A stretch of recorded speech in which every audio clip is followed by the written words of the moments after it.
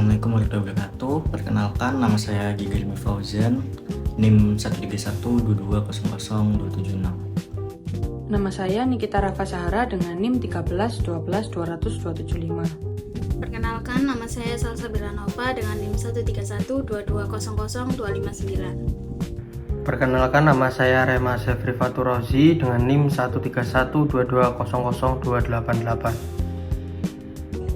Perkenalkan, nama saya Farah Salsabila Zura Putri, NIM 131210316. Baik, pada kesempatan kali ini saya akan menjelaskan terkait dengan tuntutan dari pemohon. Jadi ada pemohon, seorang advokat dan seorang sarjana hukum mengajukan permohonan pengujian terhadap penjelasan pasal 28 ayat 3 Undang-Undang Kepolisian. Inti keberatan mereka berfokus pada satu frasa dalam penjelasan pasal tersebut, yaitu atau tidak berdasarkan penugasan dari Kapolri. Nah, menurut para pemohon ini, frasa itu membuka celah hukum yang memungkinkan anggota Polri tetap menjabat posisi sipil tanpa harus mengundurkan diri atau pensiun. Padahal pada ketentuan di batang tubuh pasal sesungguhnya sudah sangat jelas bahwa anggota Polri hanya dapat menduduki jabatan di luar kepolisian setelah benar-benar melepaskan status aktifnya. Dengan kata lain, penjelasan permasalahan menciptakan makna yang baru bertentangan dengan pasalnya sendiri. Para pemohon merasa dirugikan secara langsung. Pemohon pertama sebagai advokat menilai bahwa keberadaan pejabat sipil yang sekaligus perwira Polri aktif dapat menciptakan ketimpangan posisi dalam proses hukum atau yang dikenal sebagai inequality of arms. Ia menilai bahwa seorang yang memegang dua otoritas sekaligus sebagai pejabat sipil dan anggota Polri berpotensi mengganggu objektivitas dan keseimbangan dalam berbagai proses pemerintahan maupun penegakan hukum. Nah, sementara itu, pemohon kedua merasa hak konstitusionalnya ini untuk mendapatkan kesempatan yang sama dalam pemerintahan sebagai dijamin pasal 28D ayat 3 Undang-Undang Dasar 1945 terlanggar. Ia menjelaskan bahwa jabatan publik strategis yang seharusnya bisa diikuti melalui seleksi terbuka justru terisi oleh perwira Polri aktif melalui mekanisme penugasan. Menurutnya hal ini membuat arena kompetisi menjadi tidak fair karena peluangnya tertutup bahkan sebelum proses seleksi dimulai. Para pemohon tidak hanya mengajukan argumen normatif, tapi juga membawa bukti empiris. Mereka menunjukkan daftar panjang jabatan sipil yang diisi oleh anggota Polri aktif melalui dari Kepala BNN, Kepala BNPT, Ketua KPK, hingga Sekretaris Jenderal DPD RI. Nah, hal ini memperlihatkan bahwa praktik tersebut bukanlah pengecualian, tapi berkembang menjadi pola yang meluas dan sistematik. Selain itu, para pemohon juga menyoroti kekhawatiran dan yang lebih besar, yaitu potensi munculnya kembali pola duifungsi aparat sebagaimana masa lalu. Praktik penugasan anggota Polri aktif ke jabatan sipil dianggap berpotensi mengaburkan batas otoritas sipil dan institusi bersenjata yang bertentangan dengan prinsip-prinsip reformasi dan supremasi sipil. Nah, atas dasar seluruh uraian tersebut, para pemohon meminta Mahkamah Konstitusi untuk menyatakan bahwa frasa atau tidak berdasarkan penugasan dari Kapolri ini bertentangan dengan Undang-Undang 1945, Undang-Undang Dasar 1945 yang tidak memiliki kekuatan hukum mengikat. Mereka mohon agar makna pasal 28 ayat 3 dikembalikan pada bentuknya yang paling jelas bahwa anggota Polri akui hanya dapat menduduki jabatan sipil apabila ia mundur atau pensiun lebih dahulu, sehingga kepastian hukum, kesetaraan, dan prinsip-prinsip negara hukum dapat ditegakkan. Di sini saya akan menjelaskan jawaban termohon dari putusan MK nomor 114 PUU 23/2025. Nah, untuk jawaban termohon, pemerintah itu pada pokoknya menyampaikan bahwa para pemohon itu tidak memiliki kedudukan hukum untuk mengajukan permohonan ini karena tidak ada kerugian hak konstitusional yang dialami secara langsung akibat berlakunya penjelasan pasal 28 ayat 3 Undang-Undang Kepolisian. Nah, pemerintah sendiri juga menegaskan bahwa profesi pemohon itu sebagai advokat dan sarjana hukum yang belum bekerja. Nah, sehingga klaim kerugian yang diajukan itu bersifat tidak aktual, tidak spesifik, dan tidak memiliki hubungan sebab akibat dengan keberlakuan pasal yang diuji. Untuk pemerintah juga menyatakan bahwa penjelasan pasal yang memuat frasa atau tidak berdasarkan penugasan dari Kapolri itu tidak bertentangan dengan Undang-Undang 1945 karena penjelasan tersebut hanya memberikan pemahaman mengenai apa yang dimaksud dengan jabatan di luar kepolisian tanpa menciptakan norma baru yang bertentangan dengan batang tubuh undang-undang. Selanjutnya, pemerintah menjelaskan bahwa maksud pembentukan undang-undang sejak awal itu bukanlah membuka ruang bagi Polri aktif untuk menduduki jabatan sipil tanpa proses alih status. Hal ini dibuktikan melalui risalah pembahasan RUU Kepolisian yang menunjukkan bahwa fokus pengaturan adalah anggota Polri yang telah mengundurkan diri atau pensiun. Pemerintah juga menolak dalil pemohon bahwa frasa tersebut sifatnya multitafsir dan menimbulkan ketidakpastian hukum. Karena menurut pemerintah, penempatan anggota Polri di luar kepolisian tetap berada dalam mekanisme penugasan dan kerangka kewenangan yang sah, serta tidak menimbulkan dualisme komando maupun ancaman terhadap prinsip netralitas Polri. Pemerintah juga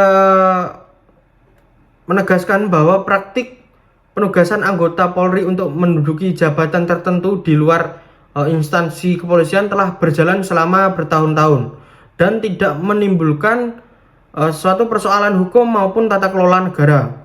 Oleh karena itu, persoalan yang diangkat pemohon bukan merupakan masalah konstitusionalitas norma, tetapi merupakan persoalan implementasinya. Dengan demikian, pemerintah dalam petitumnya meminta Mahkamah Konstitusi untuk menyatakan permohonan pemohon tidak dapat diterima atau ditolak seluruhnya, serta menyatakan bahwa penjelasan pasal 28 ayat 3 Undang-Undang Kepolisian itu tetap konstitusional dan mempunyai hukum yang mengikat. Lalu di sini saya akan menjelaskan mengenai hasil putusan dalam putusan nomor 114 garis miring PUU strip angka Romawi 23 garis miring tahun 2025. Jadi di dalam putusan tersebut dalam amarnya memutuskan bahwa Mahkamah Konstitusi pada pokoknya mengabulkan permohonan para pemohon untuk seluruhnya.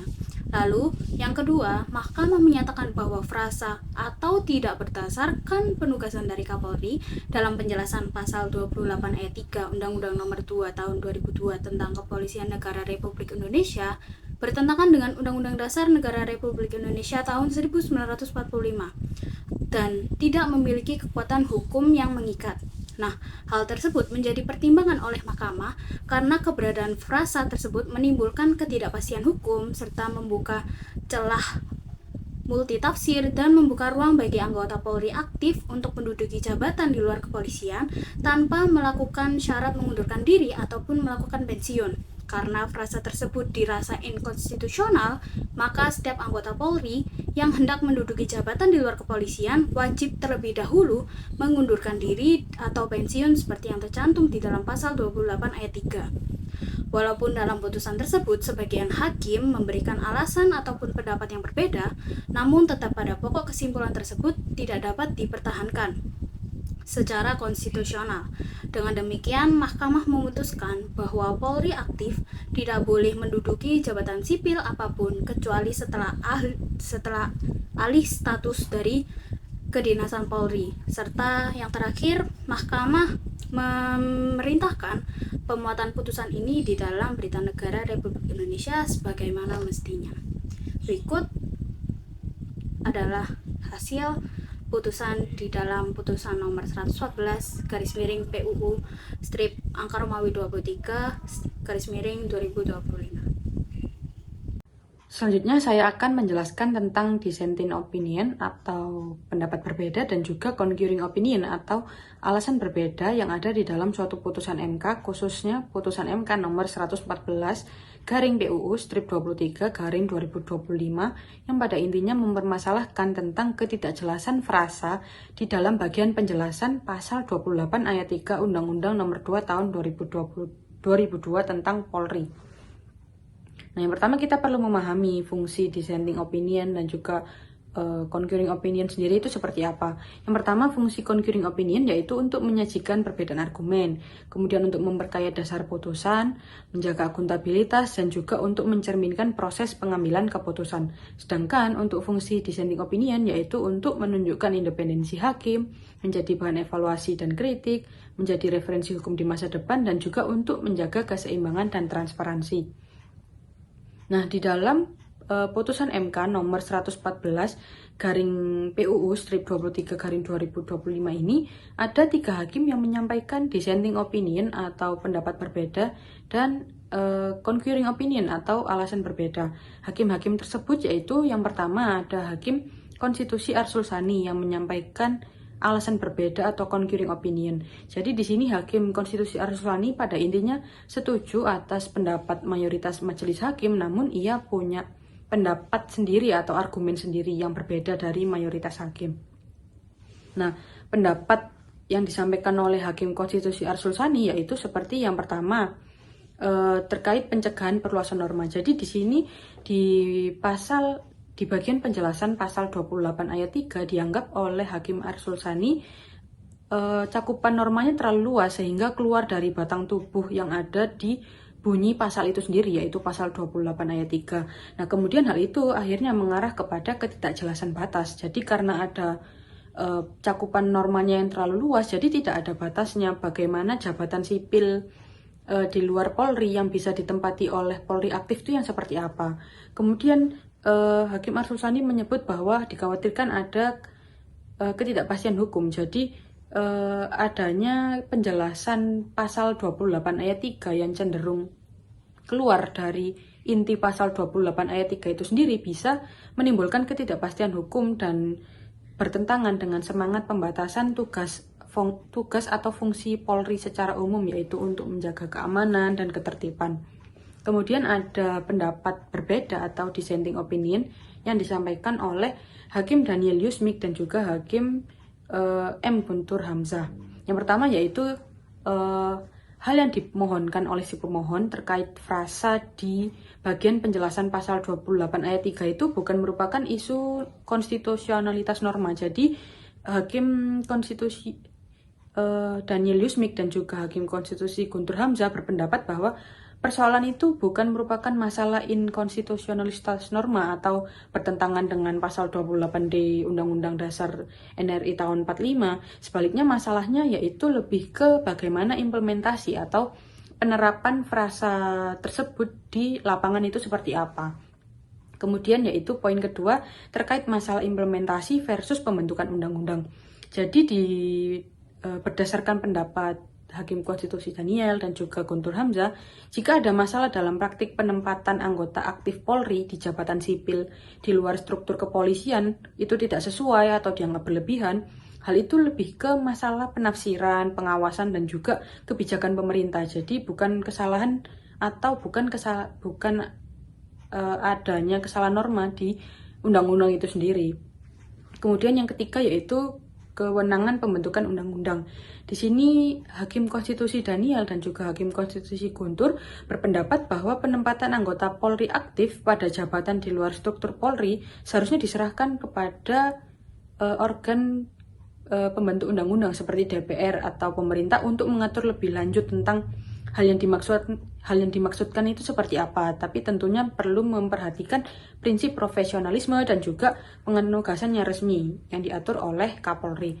Jadi dari adanya 3 pendapat berbeda dari Hakim Konstitusi Arsul Sani yang menyampaikan alasan berbedanya. Kemudian ada Hakim Konstitusi Daniel dan Hakim Konstitusi Guntur Hamzah yang menyampaikan pendapat berbedanya atas permohonan yang diajukan terkait bunyi atau frasa di bagian penjelasan pasal 28 ayat 3 itu pada intinya mencerminkan adanya independensi hakim, karena masing-masing hakim bisa mengeluarkan pendapatnya yang berbeda, yang mana pendapat-pendapat tersebut bisa digunakan untuk memperkaya dasar putusan dan bisa juga untuk menjadi referensi hukum di masa depan.